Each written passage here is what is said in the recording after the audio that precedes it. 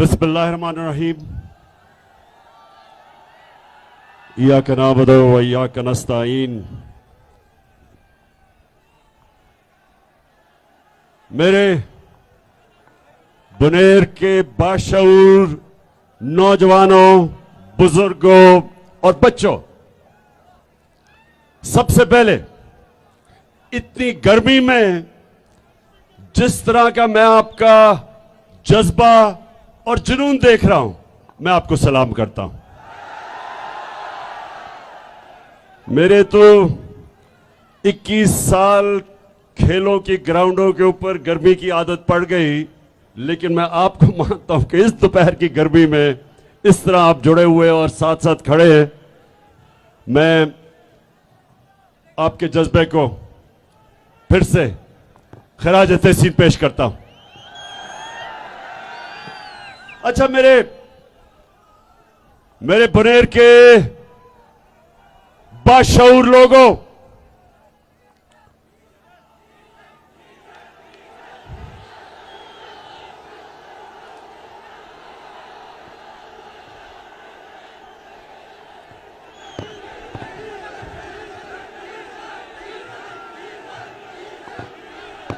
ये देखें, मुसलमान हमारे ईमान का हिस्सा है कि इज्जत भी अल्लाह देता है, और जब किसी को जिल्लत मिलती है तो अल्लाह की इजाजत के बगैर नहीं मिल सकती। तो जब भी कोई भी जलसे में मैं जाता हूं, अभी मैं तकरीर शुरू ही नहीं करता कि डीजल के नारे लगने शुरू हो जाते।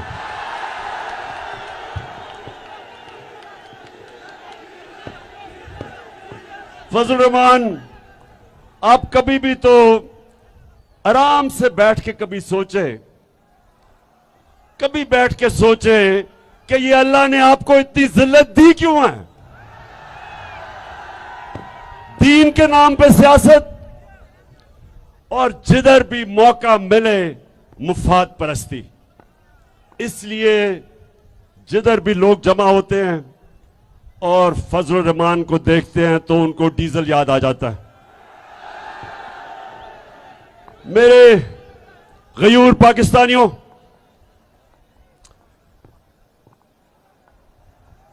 क्योंकि यहां बुनेर के लोग ऐसे हैं जो बाहर काम करके मेहनत करके पाकिस्तान में पैसा भेजते हैं। वो समझते हैं कि दुनिया में इस वक्त हालात क्या हैं, और वो बैरून मुल्क पाकिस्तानी खास तौर पे समझते हैं कि जिस किस्म की बैरूनी साजिश के तहत ये इंपोर्टेड हुकूमत हमारे ऊपर मसल्लत हुई, कभी बैरून मुल्क पाकिस्तानियों ने इस तरह के एहतजाज नहीं किए। अमेरिका में, इंग्लैंड में, यूरोप में जिधर पाकिस्तानी थे, उन्होंने इस इंपोर्टेड हुकूमत के खिलाफ एहतजाज किए, और उन्होंने मुत्तहिद होके एक आवाज लगाई कि इंपोर्टेड हुकूमत नामंजूर। अब मैं आपको, क्योंकि आप बाशऊर नौजवान हैं, मैं देख रहा हूं सियासत आप समझते हैं, थोड़ा सा मैं अब आपको बताता हूं कि ये किस किस्म की साजिश हुई, क्यों हुई। हिंदुस्तान और इस्राइल, ये वो दो मुल्क हैं जो सबसे ज्यादा चाहते हैं कि पाकिस्तान कमजोर हो और टूटे, और इनके साथ मुझे अफसोस से कहना पड़ता है कि अमेरिका भी, वो भी नहीं देखना चाहता एक मजबूत पाकिस्तान। इन तीनों ने मिलकर साजिश की। जब हमारी हुकूमत गिराई गई, नौजवानों गौर से सुनो, जब हमारी हुकूमत गिराई गई तो खुशियां किधर बनी? हिंदुस्तान में, हिंदुस्तान के अखबारों में, मीडिया पे ऐसे खुशी हुई कि जिस तरह शहबाज शरीफ नहीं था, शहबाज सिंह था। यानी उन्होंने उसको अपना बना लिया। क्योंकि शरीफ खानदान के बड़े गहरे ताल्लुकात हैं हिंदुस्तान की बिजनेस कम्युनिटी से। नरेंद्र मोदी घर में शादी पे बुलाया गया, खास तौर पे मोदी को बुलाया गया, वो आदमी जिसने सबसे ज्यादा मुसलमानों के ऊपर हिंदुस्तान में जुल्म किया, उसको इस शरीफ खानदान ने अपने घर शादी पे बुलाया। ये वो लोग हैं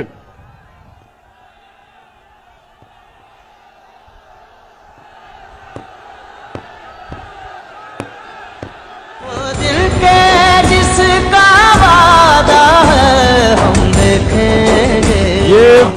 ये शरीफ खानदान जब नवाज शरीफ हिंदुस्तान गया तो कश्मीर के हुर्रियत लीडर से नहीं मिला, क्योंकि नरेंद्र मोदी नाराज हो जाता।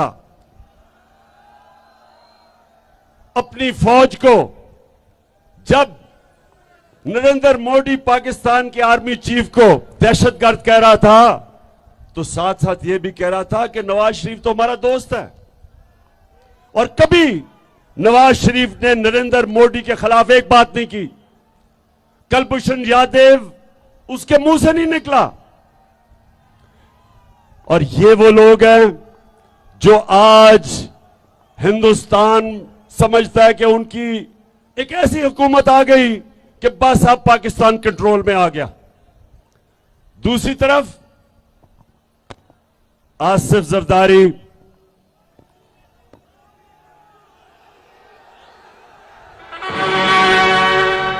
जाग उठा है सारा।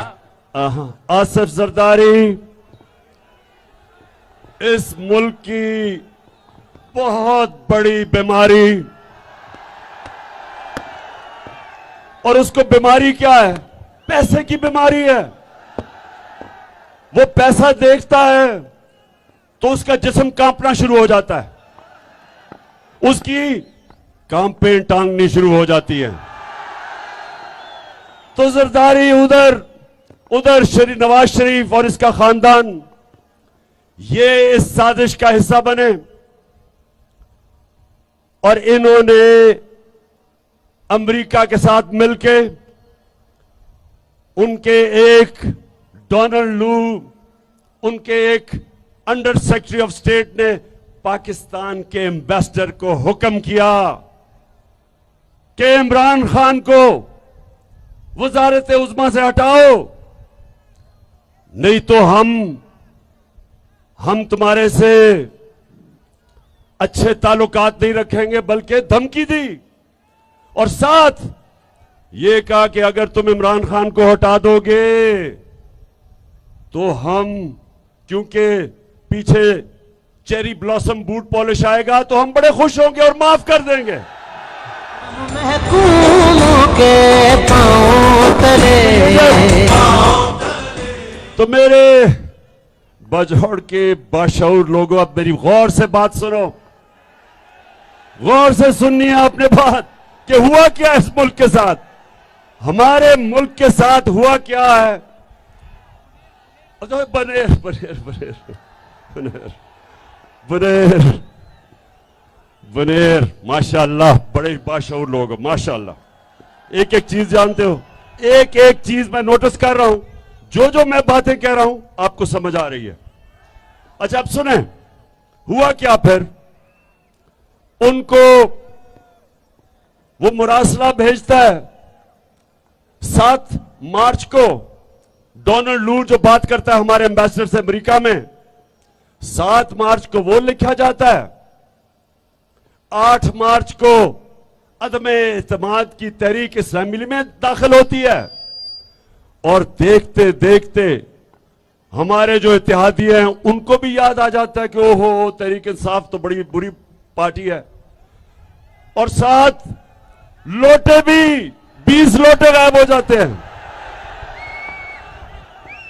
तो अब जरा सुने, मैं तब कहता रहा कि यह पाकिस्तान की कौम के खिलाफ साजिश है। मैंने हर जगह का मुरासला दिखाया, असेंबली में नेशनल सिक्योरिटी कमेटी में, काउंसिल में सदर पाकिस्तान आरिफ अलवी ने पाकिस्तान के चीफ जस्टिस को खत लिखा कि यह हमारे मुल्क में मुदाखलत हुई है, साजिश हुई है, इसके ऊपर इन्वेस्टिगेशन होनी चाहिए। अभी तक तो कुछ हुआ नहीं, लेकिन अब देखें कि अवाम से क्या हुआ है। मैं जरा अब आपको अपनी अवाम जरा मैं बताऊं कि आपसे हुआ क्या है। हम रहले सफा ये जरा सुने। हमें बड़ा शोर मचाया जी, तहरीक इंसाफ ने महंगाई कर दी, हर रोज महंगाई करें, टीवी प्रोग्राम देखें तो वहां कहे जी महंगाई है, जो अपोजिशन का असेंबली में मुंह खोले वो कहे महंगाई है। वो कैंपेन टांगने वाला बिलावल, उसने लॉन्ग मार्च कर दी सिंध से कि महंगाई मार्च है जी, लोगों कत्ल हो गया, माशी कत्ल हो गया। जो इनमें से टीवी पे आए कहे जी इमरान खान ने बिजली बढ़ा दी, कोई कहे इसने कोई गैस बढ़ा दी, कोई कहे आटा बढ़ा दिया। तो मैं आज अल्लाह का शुक्र अदा करता हूं, अल्लाह अल हक है, सच का खुदा है, सच नहीं छुपता। अल्लाह का हुक्म है कुरान में कि सच हमेशा लोगों के सामने आएगा। तो ये जरा आज देख लें कि इंपोर्टेड हुकूमत थे। अब जरा सुने, 3.5 साल में पाकिस्तान में आटे, हमारे दौर में आटा कितना कीमत बढ़ी 3.5 साल में? 326 रुपए। 20 केजी का जो आटे का थैला है हमारे दौर में वो बढ़ा 326 रुपए 3.5 साल में। 2 महीने में, इनके दौर के 2 महीने में आटा कितना बढ़ा? 422 रुपए। आटा बुनियादी चीज। और महमूद खान मुझे कह रहे हैं कि पख्तूनख्वा में उससे भी महंगा है, पंजाब से ज्यादा महंगा है। अब दूसरा सुने, चावल, बासमती चावल, 1 केजी चावल हमारे दौर में बढ़ा 3.5 सालों में 40 रुपए। इनके 2 महीने में 55 रुपए बढ़ा है, 2 महीने में। घी, अब जरा ये सुने, घी हमारे दौर में 1 लीटर 3.5 साल में घी कितना बढ़ा है? 213 रुपए। इनके 2 महीने में घी कितना बढ़ा है? 200 रुपया। 200 रुपया बढ़ा है।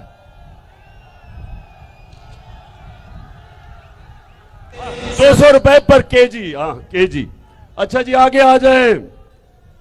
सब्जियां और फल हमारे दौर में 1 केजी सब्जियां और फल, 1 केजी हमारे दौर में 3% बढ़े। इनके 2 महीने में 27% बढ़े। आगे आ जाए।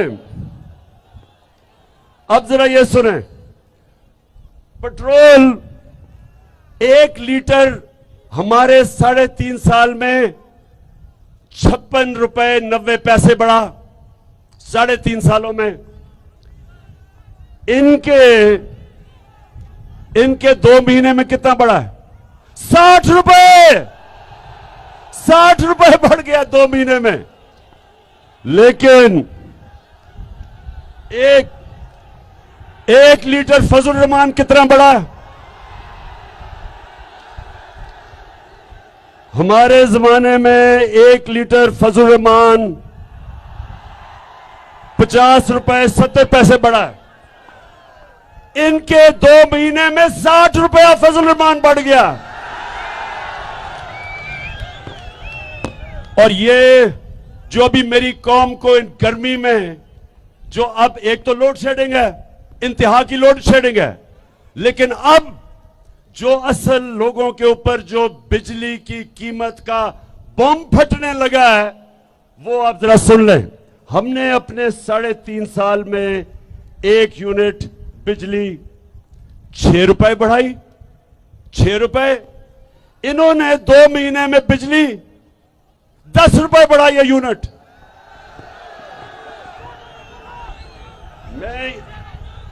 मैं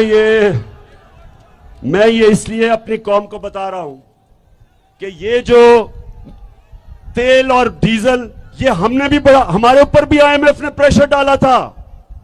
आईएमएफ हमें भी कह रही थी कि इनकी कीमतें बढ़ाओ, लेकिन उनमें और हमारे में, इनमें और हमारे में क्या फर्क है?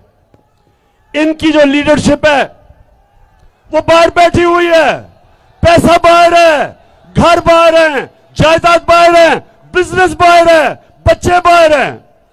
इनको क्या कि पाकिस्तान में क्या हो रहा है, इनका पाकिस्तान में क्या स्टेक है?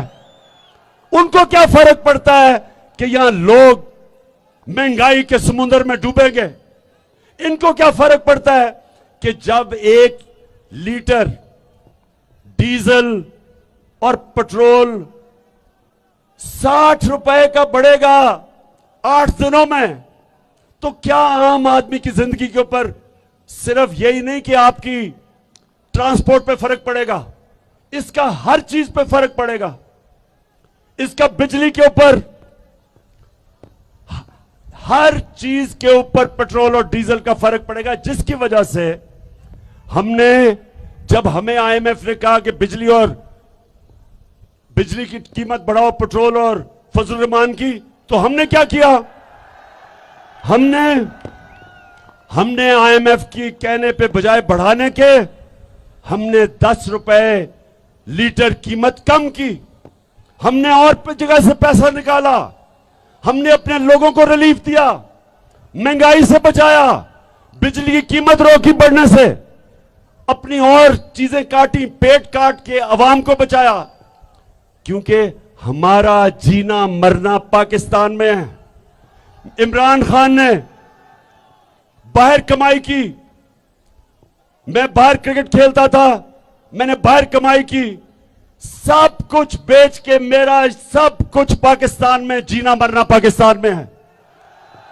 इनके लोग, नवाज शरीफ उधर बैठा हुआ है, जब छुट्टियां बाहर, ईदें बाहर, 24 दफा ये जब प्राइम मिनिस्टर था, इसने बरतानिया के टूर किए, 24 दफा ये बरतानिया गया, 22 दफा निजी दौरों पे, प्राइवेट दौरों पे।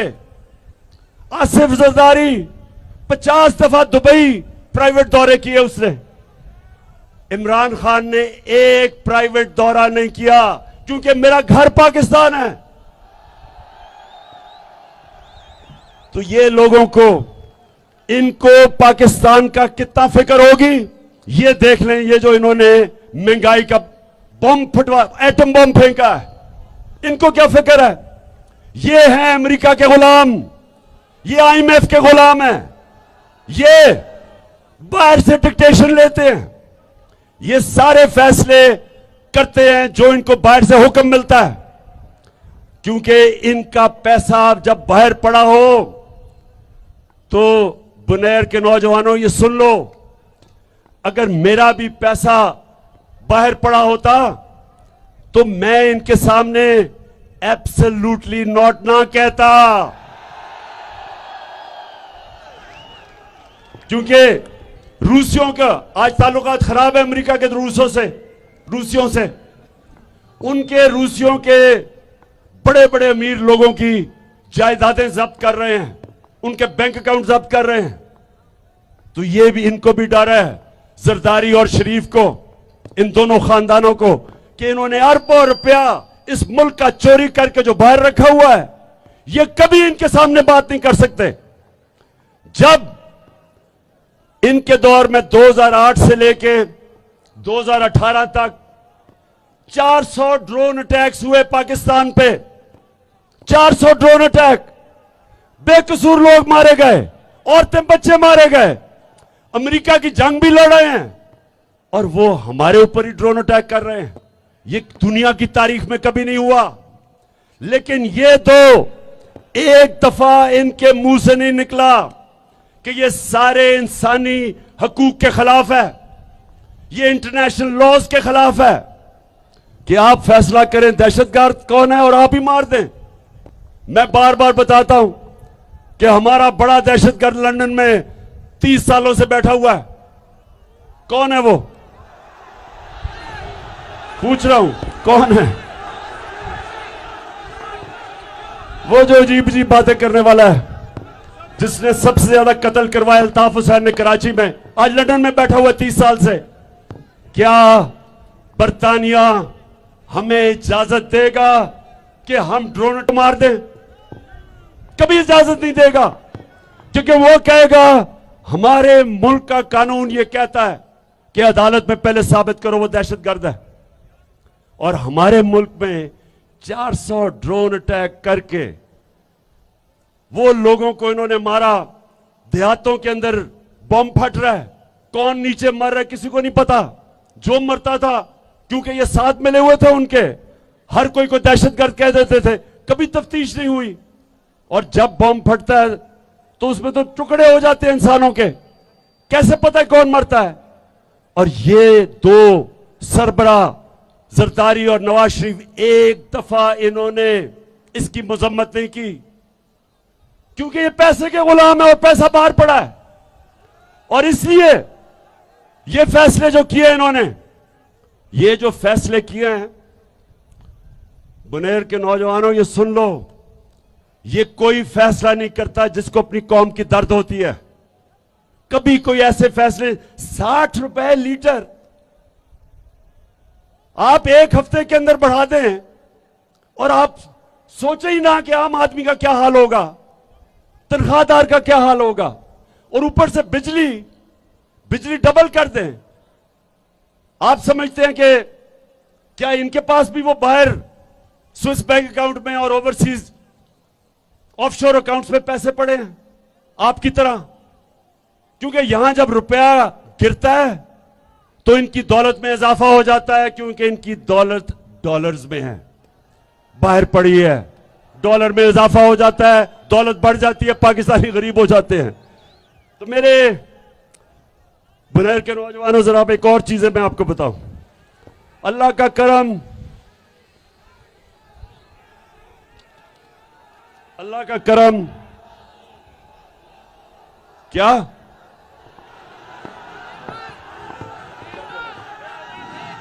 समझिए आप।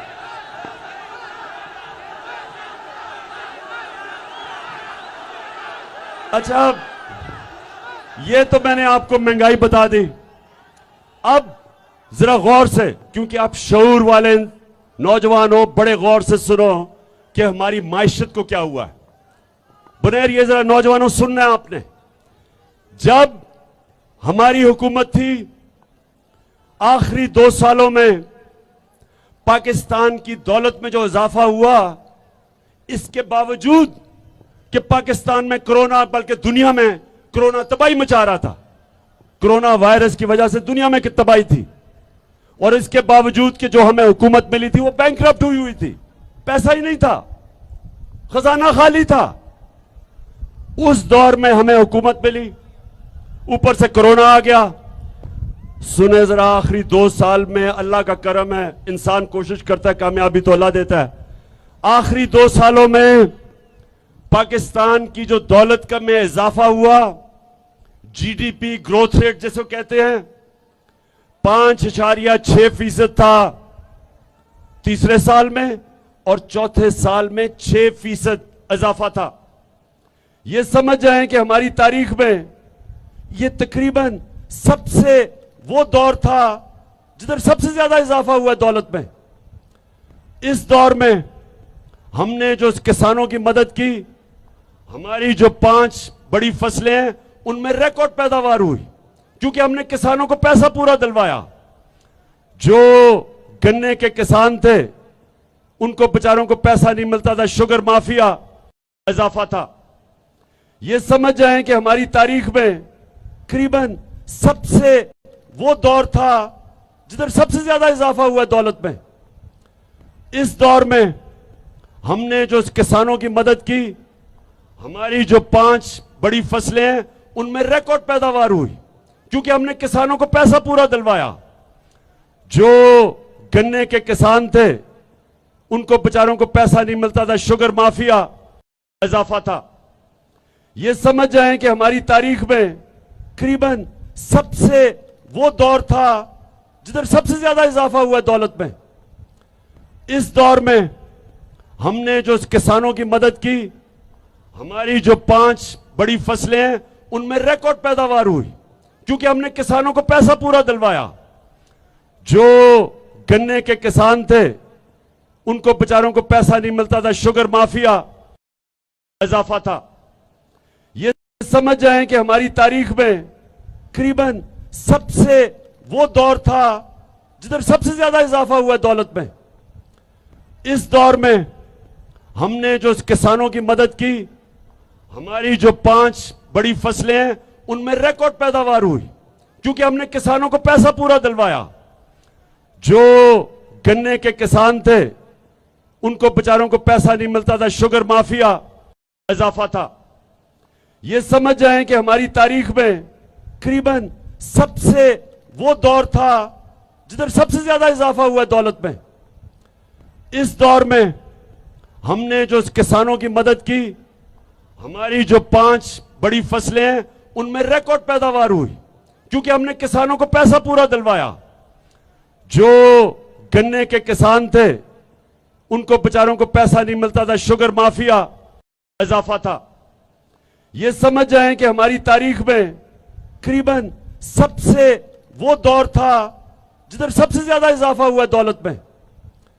इस दौर में हमने जो किसानों की मदद की, हमारी जो 5 बड़ी फसलें हैं उनमें रिकॉर्ड पैदावार हुई, क्योंकि हमने किसानों को पैसा पूरा दिलवाया। जो गन्ने के किसान थे